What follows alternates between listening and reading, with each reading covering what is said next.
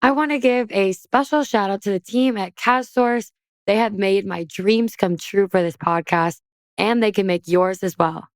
If you have any aspirations of hosting your own podcast, talk to my guy, Eric. You can find him on Twitter at Eric_Kaz, Kaz. He is all about giving people a platform and letting their voice be heard. So reach out and you won't regret it.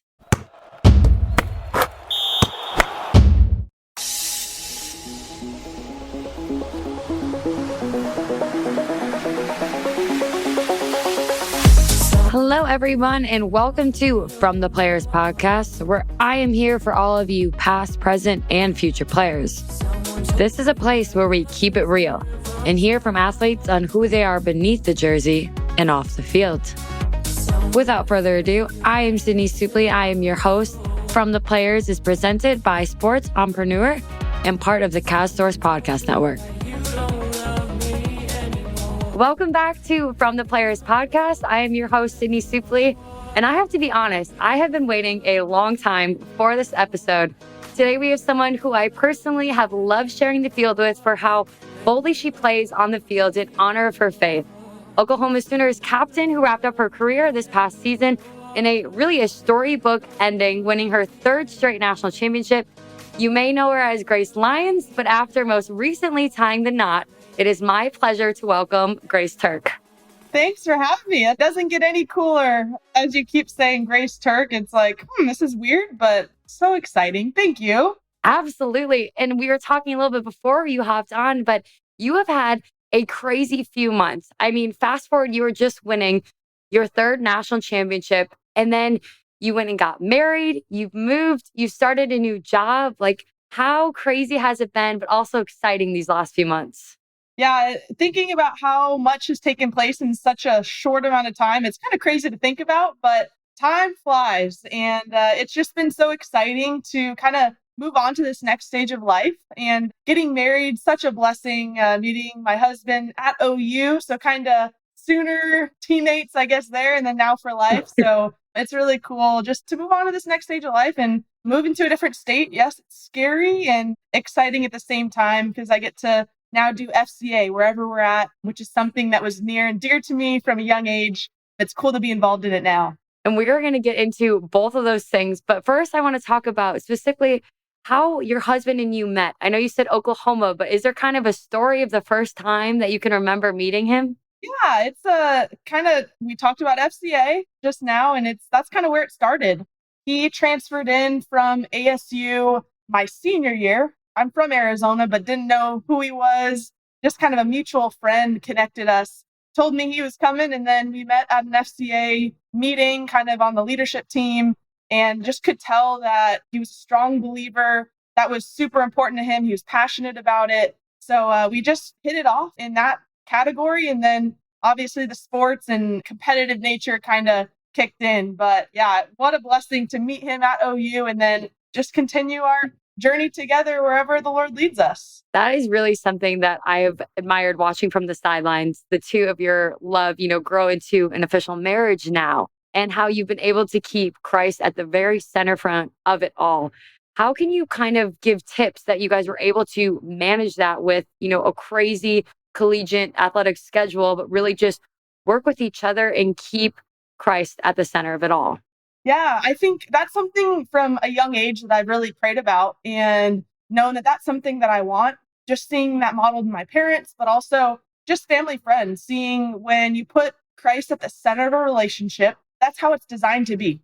That's how the Lord demonstrates it in the Bible, talking about Christ and the church. That's the mystery, I guess, of what they say is marriage. And it's really cool that we can see that in the Bible. And then for that to be a prayer of mine and a prayer of Michael's that we would one day experience that. It's just so cool to have that blessing. But I think that's something that we really wanted to prioritize while we were dating. Something that I was taught at a young age and just throughout the dating kind of world, how it's different than what the world tells you to do, but it's date with the intention of marriage.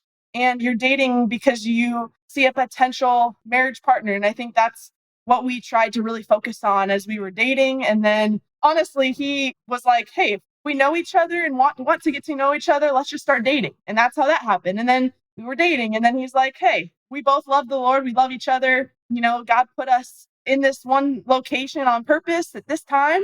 So boom, let's get married. And it just that kind of not overthinking it, but just trusting God and knowing that, all of this is according to his will. So we just got to walk in it, be obedient, be prayerful. It's honestly pretty simple if you just break it down to the basics and keep the Lord in the center. I love that because I feel like, especially for people, finding love, finding your partner can really seem like a very complicated thing in today's world. So, how simple you guys were able to keep it is truly inspiring. And for those who don't know, your husband played for Oklahoma football and proposed to you after the game. Can you talk me through kind of what that moment was like for you? Oh, yeah. I know you do some announcing and some football stuff, so you're probably used to that chaos on the field. But yeah, it was on senior night, and my roommate was somehow trying to get me on the field to take some pictures after, and because it was his last home game. So I ended up on the field. I don't know how, didn't have any credentials or anything, just hopped on. And he has a YouTube channel. So his name is Hang Time on there. He makes videos. I'm in them sometimes, just have fun with it. And he was pretending, or he wasn't pretending, he ended up putting it in a video, but was trying to gather all the guys around to get this on the vlog. He's like, everyone, come on. I was like, oh, this is the usual. We're on a vlog. So they huddled around us, and then he got down on a knee after showing me this note that was kind of reflecting back to when we first started dating. He asked me to be his girlfriend with a little note that said something. So kind of full circle, but as girls, we dream about kind of that moment. We think about how it's going to go. And honestly, I couldn't have planned for how I'd react or feel. It was just like, wow, like I'm in shock. This is awesome. This is so special. And it was perfect for our relationship and just him growing his ministry on YouTube and allowing, thousands of people to see that and just be encouraged with his scripture messages that he intertwines in it. So that's what I love about him. And he's not afraid to share that. So it's fun. Also, I'll be able to watch that video forever. So we'll look back, laugh at all those little memories. But yeah, no better place to be than on a football field with a vlog going. Picture perfect. I love it. And I have to be fully transparent. I am a big fan of all of his videos. I regularly have watched them after he's posted them. And I think the best one, which, by the way, Michael Turk, you have to check him out and shout out to him. He creates some pretty funny videos.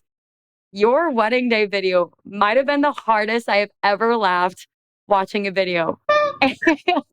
I know you know exactly the part I'm talking about, but do you have any favorite moment from your wedding day that now that you've had time to reflect on that you can really say you cherished? I mean, you bring up the funniest moment, and if you're not a Hang Gang member, go check out Hang Time Wedding Vlog. You will see that his pants ripped on the dance floor. I'll just leave it at that. Probably one of the funniest moments of wedding day. Honestly, I think, same thing. Girls dream about your wedding day and walking down the aisle, and I'll really try to take it all in and just be so intentional with, my mindset during the day and just remembering, all of the blessings, the people who were there, the Lord bringing us together. And I just remember walking down the aisle with my dad. We took a little break before we kind of stepped in, and just I got really emotional, and I didn't think I was going to cry. I didn't know if he was, but I walk in and he's bawling his eyes out, and I'm like, oh, this is so special. And it's bigger than just, us loving each other. It's like we were sitting back and being amazed at how God brought us together, and just his grace. That's one of Michael's his favorite verses, 2 Corinthians 12. It talks about how God's grace is sufficient. And my name's Grace. And how can you draw that up? And having Grace walk down the aisle to a godly man, it's just so special. And I'll never forget that moment. But, that moment is just a picture into this life that God has for us in the future of just trying to honor and glorify him with our marriage. That is beautiful. And I know that's a goal of mine and probably so many listening here today. And one little last update I want to talk about before we move on from your guys' beautiful love is I know you mentioned you've just moved to Florida. You are there for Michael, who has now started the Miami Dolphins training camp. How have you guys been able to navigate faith into this new journey into his NFL career and, with so many unknowns, but also so many exciting possibilities. Yeah, the word unknown is kind of a popular one in this season of life. It's because, the NFL career is a crazy one. Just from the outside, it seemed like a lot. And then now that we're kind of in it and realizing all of the just unknowns that can happen, making a team, not making a team, traded, moving. And what I've been so impressed by Michael is, I'm the helper. I'm here supporting him, and he's the one that's going out grinding every day, punting every day, just getting to work. And it's so cool to watch him be so trusting of God in this season of unknown. He could be so anxious. He could be so discouraged if something doesn't go his way, or he could be just over the moon excited. But he stayed so content and neutral with just like an overwhelming trust of the Lord, and that it's going to happen how it will. The Lord's will prevail. And I think that's given me a lot of peace. But seeing him have that mindset in such a crazy business and world, like, it makes me so happy, and I'm so proud of him for that. What's really funny is I feel like how you described him is how I would have described how you played your career in softball. And I'm curious, now that you've had a little bit of time to really kind of reflect on your time at Oklahoma, what have been some of the pieces that you've really taken away? Yeah, it's a blessing to have, that extra bonus fifth year. Not a lot of people can have 5 years of college softball, but today, honestly, I was going through pictures of me playing and just looking back at all the fun that we had. And it's just so cool to see, mixed in with the success that we did have, and that I was able to have just the bigger picture and the bigger purpose that I was able to understand, and that I felt like it was my responsibility to go and tell other athletes that. And, I leave college softball so thankful and blessed to have that platform to do that. But I'm encouraged by when people come and tell me the impact that I've made. I mean, I'm simply a vessel. I'm nothing in my words are any different than another believer who's sharing the same gospel message. But I'm thankful the Lord used me. And just to each year, have a biblical theme that we are able to share, to bring other teammates to Christ and to see baptisms happen. Like, it's hard to pick one moment or one memory, but just the culmination of all of it, it encourages me to go and do that in these next seasons of life, and to encourage other athletes in this, season that I was just in. I would love to keep encouraging that and keep planting seeds where the Lord kind of uses us all. I would love to know, what was your biblical theme for this season? Yeah, it was a lot simpler than other years. Other years, there's kind of some cool stories and kind of like battles that go on, but we chose the theme Eyes Up. And we had some shirts made for our families and some fans to wear. And it was just that Eyes Up. And it was, a player looking straight up. And it came from Colossians 3 that says, "Fix your eyes on things above, not on earthly things." And it's as simple as that. That's what we really tried to simplify it this year. I heard teammates at the beginning of season, yelling at other teammates in the box, "Hey, eyes up, eyes up."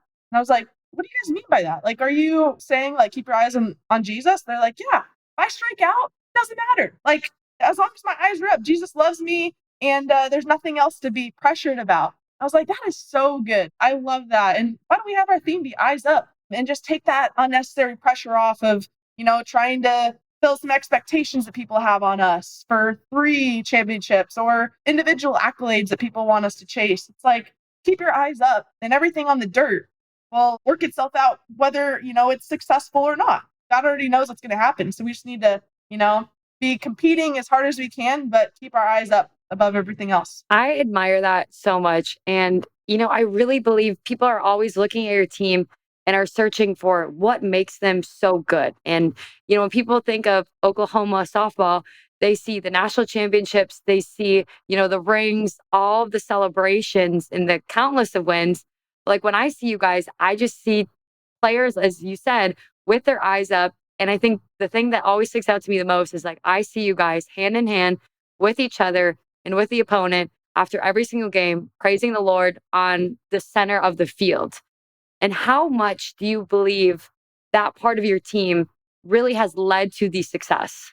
I've been asked that a couple times, and I know there's a direction that people could go with that by saying, prayer and reading your Bible, and that leads to salvation, or that stuff leads to how God views you. But the gospel is that script flipped. It's saying, because Jesus saved you, because you repented and believed in him, it's as simple as that, then he prepares those good works in advance for you to go and walk in them. So having the boldness to then go pray with other teams, having the courage to just go and step out in front of other people and say, hey, we stand for this truth. Those are the things that God allows us to do once we, accept his love and his grace that we don't deserve. And, I think when you kind of connect that with success, I would say there's not really a correlation, but it allows you to enjoy it. And obviously, the Lord blesses us in different ways. I really rest on the verse Romans 8:28. God works all things for the good of those who love the Lord, who have been called according to his purpose. And that good doesn't mean championships. That doesn't mean success. That means good in his eyes. And I think it was such a cool platform to have success on, because we could give God not perfect glory how we can give it. We just gave him what we could. And he appreciates that when we give him the glory. So I don't necessarily think that, us praying led to that success, but it allowed us a platform when we did have success to give him the glory. Unlike, other teams in this world who that's not how you treat success. That's not how you act with success. And just one more thing with that, of after championships like that, like you would think you're fulfilled with that feeling of greatness and that feeling of, oh, we just reached that. But at the end of every championship, I would have this conversation with a few teammates of like, that's it? Like that's all you feel after winning. And then the next day it's like, okay, what's next? Let's move on. But the joy that the Lord fills you with in those situations will never go away. That's fulfilling. Have Christ in your heart and the rest will take care of itself. But it's a joy from the Lord, not joy from wins. That's going to be fleeting and that's going to dissipate over time. I think what you talked about is so important. And it's actually something I had Jada Coleman on earlier this year. And, she kind of gave her testimony, which it honestly gave me chills hearing her describe that same experience you talked about of you feel like you're in the highest of highs winning a national championship. And then the next day was almost like this crashing down moment for her. She's like, I spent my whole life chasing this, but now what's next? And that's what we have to remember, like you've put so beautifully already, is that we can't find fulfillment in any earthly things. Like there's only one person who can truly fulfill us. And so I was wondering if you have any advice for listeners who maybe are searching, how can I feel God's presence when I'm on the softball field? Are there specific moments that you can kind of give advice to when to really like listen in, or moments that maybe you felt him that other girls can search for in those moments while playing? Yeah, that definitely kind of reminds me of early on in my faith and early on in softball when I didn't truly understand what the Lord did for me by dying on the cross and saving me from my sin. So I really couldn't play for him the way that I feel like I do now, realizing that. So number one, I would say, if you haven't put your faith in Jesus, today is the best day to do it, because he died for us so that we don't have to face the consequences of our sin. Because in all reality, we all fall short of God's glory. We all don't deserve heaven.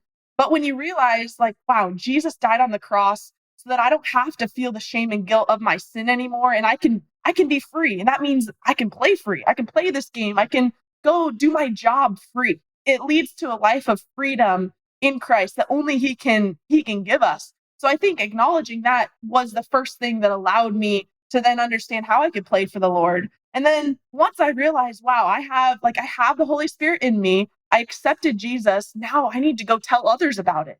And I think that led me, the Lord filled me with this boldness to then go and pray with other teams and pray with my team and pray to myself before a game. And that allowed me to kind of like calm my nerves if I was nervous. It allowed me, like you said, to rest and listen to what God had for me and wanted me to do. And then I would say it just, allows the freedom to not be weighed down by the outcomes of the game. I rode the roller coaster of softball that we all probably have been through. And I realized like softball isn't it. The outcomes aren't it. Those shouldn't be what dictate your emotions after a game. Even my fifth year, I had those games where I was really disappointed after a game, but I was reminded, hey, it doesn't matter. Like that doesn't matter. You can't change that. Let's just keep working hard and moving on. And those are little kind of tidbits of how I was able to kind of get back to just that neutral thinking. Like I talked about how Michael thinks in this, and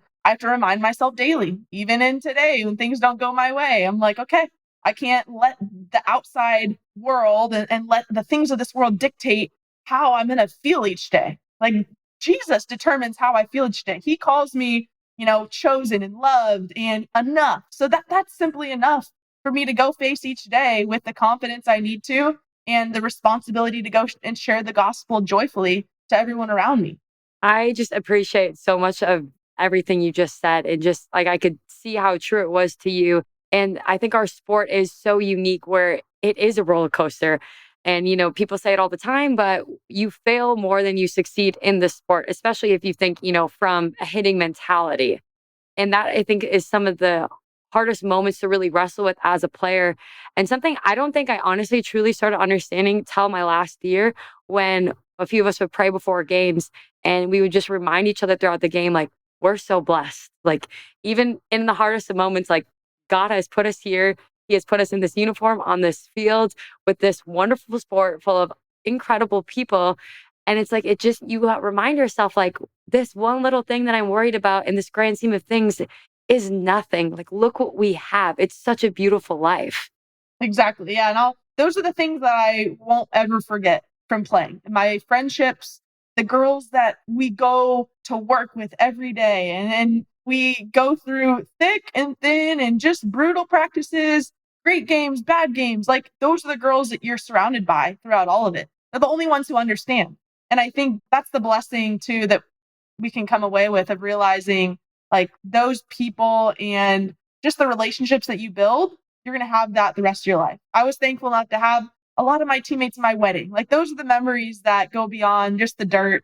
And it's so special, yeah, to realize also the impact that you have on young girls. Like, to be in that uniform, many people wish that they could be in that uniform, and hopefully one day they will. But to sit back and just think, like, big picture, like, this is so much bigger than just the outcomes that we struggle through. Yeah.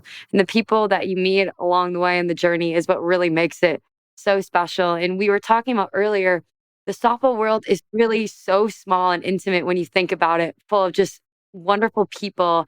And I'm curious how also the softball world has become even more special and tight knit for you, who I feel like really kind of band together a faith group within softball. I know how many times you texted me and created group chats and group areas where softball players of faith and just athletes overall were able to come together. And how much did that mean even more for you in terms of the sport? Yeah, I mean, kind of what mentors have helped me realize is God's given us passions and talents. And whatever area that's in, someone explained it to me like, that's your mission field. And when you're in a mission field and you take a leadership role or responsibility for something, like, go and do something with it. And that's kind of with softball. I realized, like, this is my mission field that I need to go tell others about Jesus in. And I was a freshman high schooler who was terrified to pray out loud or ask a question in my small group. And then to see where the Lord's brought me to now be so passionate about telling other college athletes and bringing them together. Like, only the Lord could have done that. It's crazy. Praise the Lord for that. And kind of like what you're saying, it got to a point where I realized, like, we need to encourage all of these softball players, whether you're the only believer on your team or my team was blessed enough to have a lot of believers, but it's different everywhere. And I think I wanted to kind of create a circle in the softball world that people felt like they weren't the only one, that they had other believers around them, maybe not at their school, but throughout the country who were trying to do the same thing they were and be bold in their faith. So that's kind of what started the Players Conference. And that's one of my strong passions the last 3 years. We just finished our third year in California. It went amazing. And I just want to keep growing that and allow athletes to come together in one location, probably over summer. That's where it's worked best, but to be filled up and then go back to their teams and make an impact, because college is such a short period of time, but the impacts you can make there are lifelong. It's eternal impacts. That's what we're trying to do. We're trying to make heaven crowded, as people say, and bring others to Christ. So that's what matters. And that's what I realized. The mission field is so important to take advantage of. Can you give a little bit of insight on maybe some of the lessons you guys talked about off of the players conference you just came out of that some people can kind of go back to their team with maybe a lesson or two? Yeah, this year we rolled with the Eyes Up theme, similar to OU's motto. And we really wanted to focus on, okay, who are we keeping our eyes on? We want to understand who God is. And I think that's something that, there's Christians out there, and we want to say that we're Christians, but we don't know the God that we're serving. And that takes getting into your word and teaching some spiritual disciplines of why is it important to read the Bible? What does the Bible tell us about God? And that's what we helped kind of these athletes understand the Bible and about God. And we looked specifically in Colossians 1 and Colossians 3, talking about one of the messages. Janie Reed gave this message. If you haven't had her on this, you got to get her on here. She played at Oregon. She's amazing. Yes, Yeah. she's awesome. She gave a Oh, message this year, and it's a big word. It's about the preeminence of Christ. But as simple or as big as that word sounds, it means that Christ is far better than anything. And when you realize that, it unfolds so many other areas of your life that can be simplified because Christ is far better than anything. And that's why we keep our eyes up. Because if he's better than anything, then let's choose him over anything in this world that's going to lead to disappointment. And yeah, just looking at how we can read the Bible to learn more about God was something that we really focused on. And what is the gospel? How can we go tell others about the gospel? And just being bold in that and realizing, like I said, softball field is our mission field. Let's go tell others about Jesus. that is so powerful. I absolutely adore that. And I'm curious, you talked about kind of the journey you've been on to find your voice, from a high schooler who was scared to pray out loud. Like I can definitely relate to those moments and to now who you are, like so fearlessly speaking on this podcast and using your platform on every channel to boast about the Lord and tell about how glorious he is. How did you find your voice? Like what made you come out of your cage in that way? How can someone else be inspired that their voice is inside them too?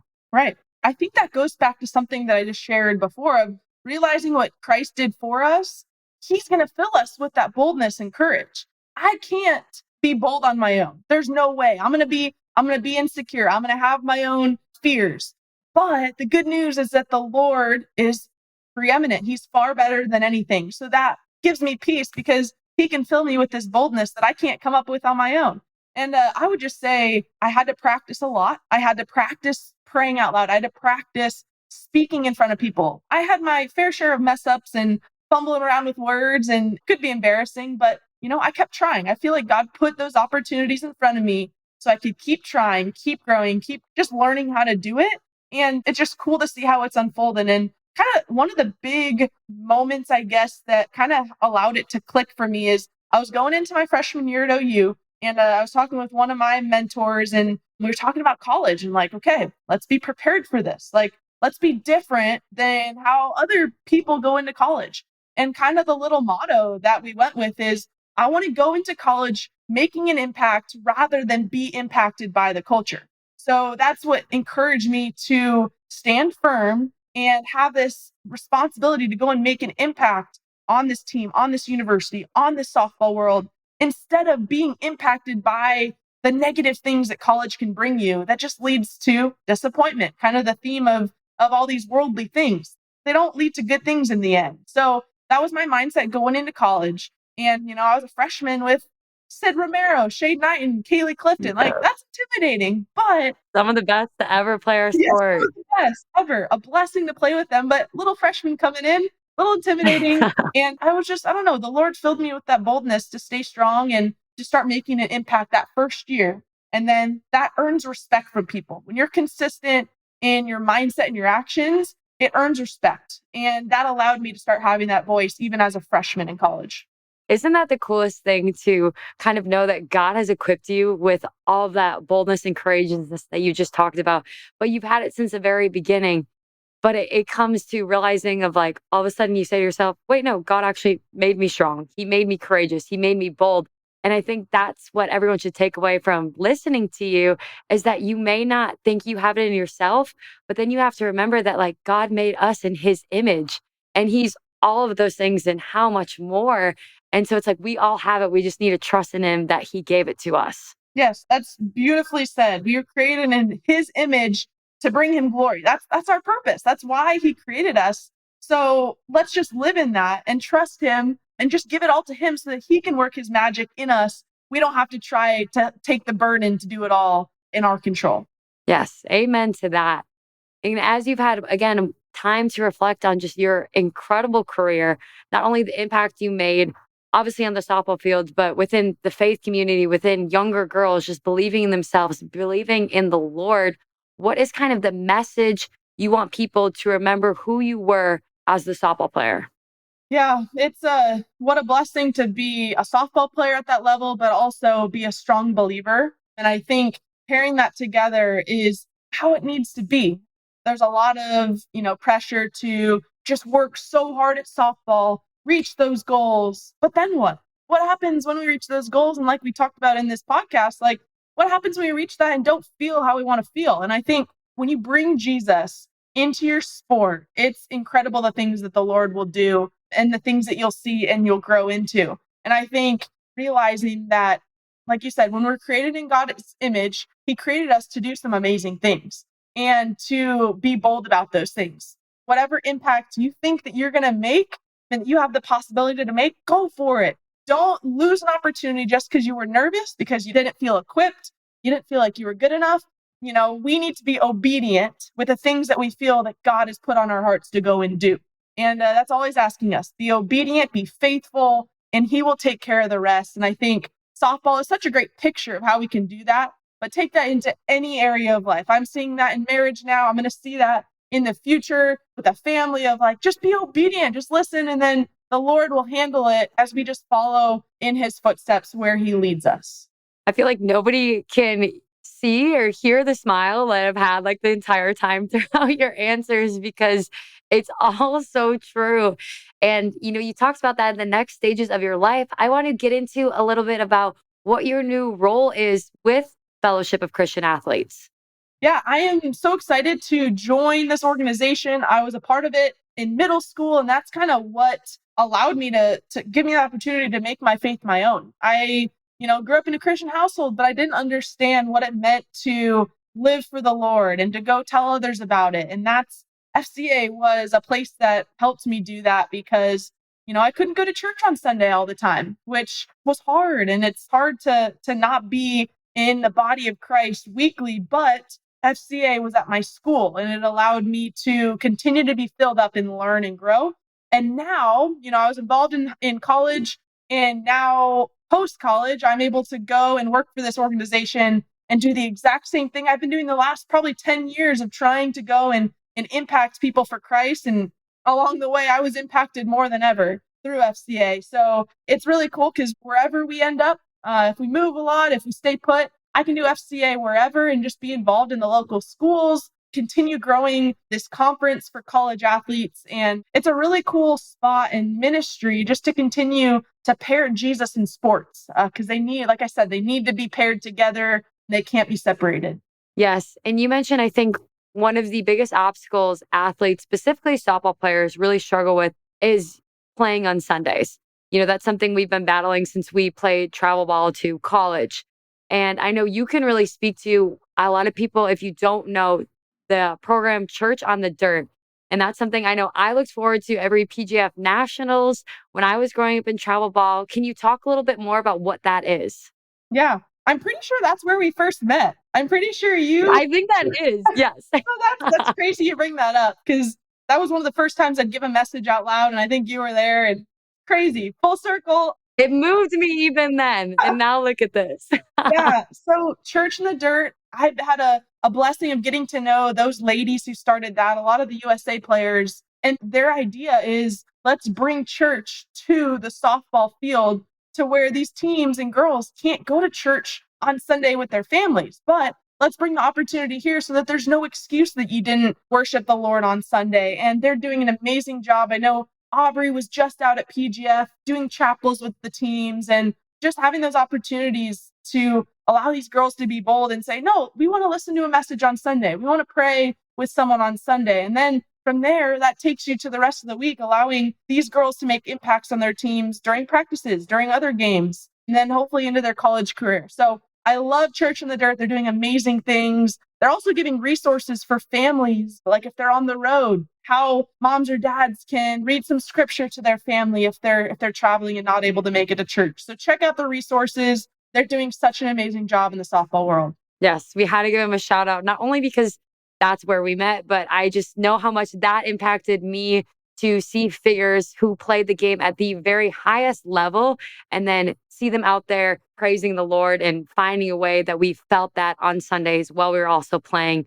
It's something that I look forward to. Everyone should check it out online, see if it's at any tournaments that they're at in the summertime. But before we wrap up today, I want to close it out. If there's a certain Bible verse that you would say to any player listening that you feel like impacted you during your time. Such a loaded question. And I love this question, but I also am like, I don't make decisions easily. So There's so many great ones. When you give me options, it's hard. But I know I said a few during this, and I love those. That's why they're easy to memorize, just because they're near to my heart. But you mentioned one without kind of quoting it, boast about the Lord. That comes from 2 Corinthians 10:17, and it says, as the scriptures say, if you are to boast about anything, boast only about the Lord. And that kind of became something that I stuck to and was able to make some shirts out of and just share how, like what I've talked about and the boldness and all that, it's simplified into this concept of boasting about the Lord. Because in myself, I have nothing to boast about. Because in my own doing, I'm going to mess it up. I'm going to fall short. But I have every reason to boast about the Lord because, one, He has given me these opportunities and platforms. He created me in His image, like you said, and that gives me every reason to boast about Him. And just on the softball field, it was a great reminder for me to go to battle, BATL, boast about the Lord, battle for the Lord in everything I do, because I can't lose. If I boast about Him, I can't lose, even if I do strike out or even if I do make an error. I can't lose if I boast about the Lord and just give Him thanks for everything. Yeah. That is the message of the day, something you can really take with you, not only in the softball field, but off the field and in life, no matter what career you pursue or anything that you decide you want to take on. The Lord is with you.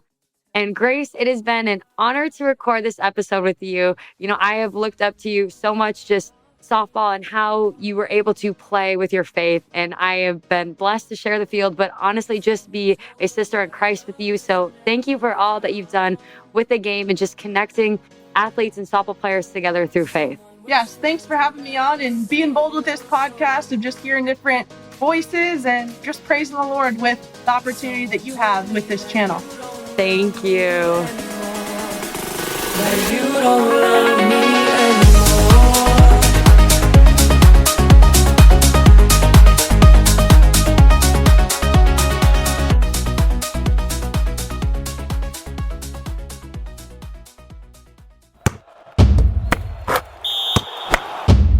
In case you haven't noticed, we love podcasts. In fact, we love building podcasts, everything from development to production. Because of all that, we're building a one-of-a-kind podcast network. If you have a podcast or looking to launch a new podcast, then we should talk. You can message me on Twitter at Eric_Kaz or hit us up any way that works for you. Let's talk about your podcast joining this one-of-a-kind podcast network.